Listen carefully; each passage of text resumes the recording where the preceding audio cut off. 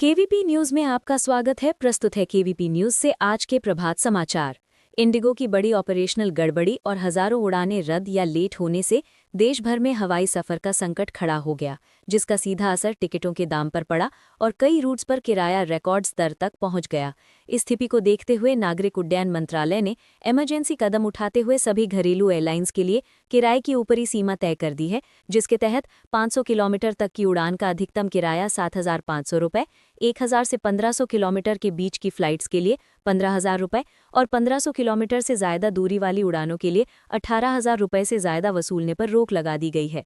सरकार का तर्क है कि अचानक क्षमता घटने और संकट की स्थिति में वरिष्ठ नागरिकों, मरीजों, छात्रों और फंसे हुए यात्रियों से मनमाना किराया वसूलना सार्वजनिक हित के खिलाफ है। इसलिए ये कैप तब तक लागू रहेंगे जब तक फ्लाइट ऑपरेशन सामान्य नहीं हो जाते। साथ ही एयरलाइंस को प्रभावित यात्रियों से रीशेड्यूलिंग फीस न लेने और इंडिगो को लंबित रिफंड समय पर चुकाने के निर्देश दिए गए हैं।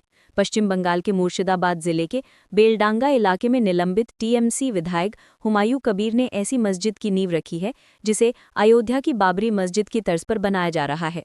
बताया जा रहा है ये कार्यक्रम 6 दिसंबर को भारी सुरक्षा के बीच हुआ, जो 1992 में बाबरी मस्जिद ढांचे के गिरने की बरसी भी है।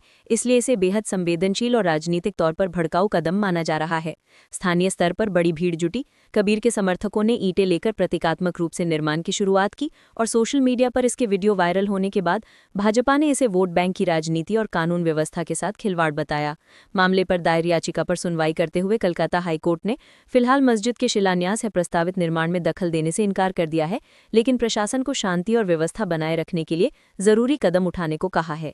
कोलकाता के ब्रिगेड परेड ग्राउंड में आज 7 दिसंबर 2025 को सनातन संस्कृति संसद द्वारा आयोजित ऐतिहासिक सामूहिक गीता पाठ में लगभग 5 लाख श्रद्धालु एकत्र हो रहे हैं, जो सुबह 9:30 बजे प्रवचनों से शुरू होकर दोपहर 12:30 तक चलेगा, जिसमें गीता के प्रथम, मध्य और अंतिम अध्यायों का सामूहिक पाठ होगा। आयोजन स्थल पर 25 गेट, 3 मुख्य मंच और अर्धचंद्राकार संरचना तैयार की गई है, जहां सभी प्रतिभागियों को गीता की निःशुल्क प्रति वितरित हो रही है और सुबह से ही विभिन्न जिलों से भक्तों की भारी भीड़ उमड़ पड़ी है। पश्चिम बंगाल के राज्यपाल डॉ. सीवी आनंद बोस, योग गुरु बाबा रामदेव, धीरेन्द्र शास्त्री, साध्वी ऋतंभरा सहित 150 संत, 2000 सन्यासी, नेपाल और बांग्लादेश से आमंत्रित अतिथि शामिल होंगे। प्रधानमंत्री नरेंद्र मोदी ने हिंदुस्तान टाइम्स लीडरशिप समिट 2025 में कहा कि भारत दुनिया की सबसे तेजी से बढ़ने वाली प्रमुख अर्थव्यवस्था बन चुका है, जहां वित्त वर्ष 2025-26 की दूसरी तिमाही में जीडीपी ग्रोथ 8.2% रही। उन्होंने Hindu rate of growth tag की आलोचना की, जो पहले 2 से 3% की धीमी वृद्धि के समय इस्तेमाल होता था, और इसे गुलामी की मानसिकता तथा हिंदू सभ्यता को बदनाम करने का प्रयास बताया। उत्तराखंड सरकार अस्कोट वन्यजीव अभयारण्य को टूरिस्ट्स के लिए जड़ी बूटी बैंक के रूप में विकसित करने की योजना बना रही है, जहां प्रकृति प्रेमी दुर्लभ पशु पक्षियों जैसे कस्तूरी मृग, बर्फीला तेंदुआ, हिमालयी भालू, मोनाल और कोकलास के दर्शन कर सकेंगे। पिथौरागढ़ जिले में स्थित यह अभयारण्य 1986 में कस्तूरी मृग संरक्षण के लिए स्थापित हुआ, जो 600 वर्ग किलोमीटर क्षेत्र में फैला है और समुद्र तल से 5,412 फीट ऊंचाई पर बसा है। मुख्यमंत्री पुष्कर सिंह धामी ने हाल ही में जड़ी बूटी सलाहकार समिति की बैठक में हर्बल इकोनॉमी को मजबूत करने के निर्देश दिए हैं, जिसमें अन्य राज्यों के तर्ज पर कार्ययोजना तैयार की जाएगी और एक्सपर्ट्स अध्ययन करेंगे। राज्य में जड़ी बूटियों के संरक्षण के लिए 7 जीन बैंक कार्यरत हैं, जबकि अस्कोट में पर्यटन गतिविधियां शुरू होने से स्थानीय रोजगार बढ़ेगा। ये प्रयास उत्तराखंड को आयुर्वेदिक जड़ी बूटी और इको टूरिज्म का प्रमुख केंद्र बनाएगा। कुमाऊं गढ़वाल सीमा पर स्थित सिद्धपीठ कालिंका मंदिर में दिसंबर 2025 में आयोजित जतोड़ा या न्याजा यात्रा मेले में हजारों भक्तों की भारी भीड़ उमड़ी, जहां मां भगवती कालिंका के प्रतीक न्याजा का भ्रमण और दर्शन हुआ। 1 दिसंबर को सूर्योदय के साथ ग्राम कोठा बंदरकोट से निकली न्याजा ने बड़ियारी रावत वंशजों के 14 गांवों और मंदिरों का दौरा कर 5 से 6 दिसंबर को मुख्य मंदिर पहुंची, जहां ढोल नगाड़ों, कौथिक देव नृत्य और महापूजा के साथ भक्त गदगद हो उठे। दिल्ली, मुंबई समेत दूरदराज के श्रद्धालुओं ने भंडारों का आयोजन करके उत्सव में हिस्सा लिया। रूस ने हाल ही में यूक्रेन पर अब तक का सबसे बड़ा हवाई हमला किया, जिसमें 700 से ज्यादा ड्रोन, 50 से ज्यादा मिसाइलें और 10 बॉम्बर विमानों का इस्तेमाल कर ऊर्जा और बुनियादी ढांचे को निशाना बनाया गया, जिससे कीव समेत कई शहरों में नुकसान हुआ। इसी बीच फ्लोरिडा में यूक्रेन अमेरिका की 3 दिवसीय शांति वार्ता बेनतीजा रही, जहां सुरक्षा गारंटी और क्षेत्रीय विवाद पर कोई सहमति नहीं बनी, जबकि अमेरिकी दूत स्टीव विटकॉफ और जेरेड कुशनर ने रूस की प्रतिबद्धता पर जोर दिया। फ्रांसीसी राष्ट्रपति इमैनुअल मैक्रोन ने चेतावनी दी कि अपर्याप्त सुरक्षा व्यवस्था रूस को धोखा देने और नई आक्रामकता का अवसर दे सकती है, जैसा कि 2014 के क्रीमिया संकट के बाद हुआ था। पाकिस्तान अफगानिस्तान सीमा पर स्पिन बोल्दक यानी अफगानिस्तान और चमन यानी पाकिस्तान क्षेत्र में 5 से 6 दिसंबर 2025 की रात भारी गोलीबारी हुई, जिसमें कम से कम 5 अफगानी नागरिक मारे गए और कई घायल हो गए। ये घटना हाल की शांति वार्ता के मात्र 42 घंटे बाद हुई, जहां अफगान तालिबान और पाकिस्तानी सेना ने एक दूसरे पर पहले हमला करने का आरोप लगाया। गोलीबारी शुक्रवार रात करीब 10 बजे शुरू होकर सुबह तक चली, जिसमें हल्के हथियारों से लेकर मोर्टार और रॉकेटों का इस्तेमाल हुआ। अफगानी अधिकारियों ने पाकिस्तानी सेना पर नागरिक इलाके को निशाना बनाने का आरोप लगाया, जबकि पाकिस्तान ने तालिबान बलों को जिम्मेदार ठहराया, जिससे सीमा पर तनाव और बढ़ गया।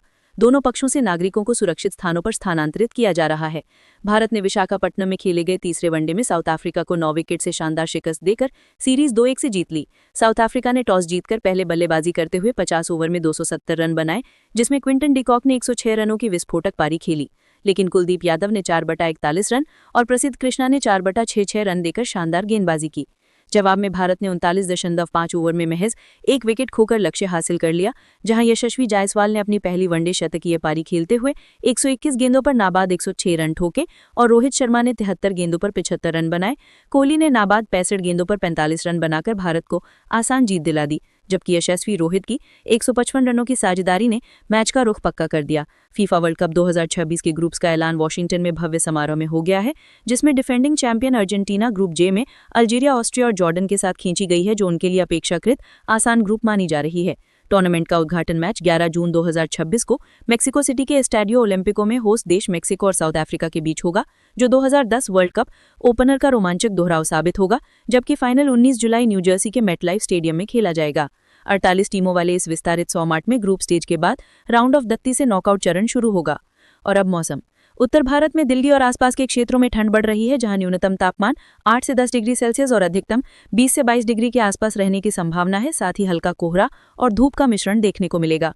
दक्षिण भारत के राज्यों जैसे तमिलनाडु, केरल और कर्नाटक में मौसम साफ और सुहावना बना रहेगा। तापमान 25 से 30 डिग्री सेल्सियस के बीच रहकर हल्की हवाओं के साथ सामान्य रहेगा।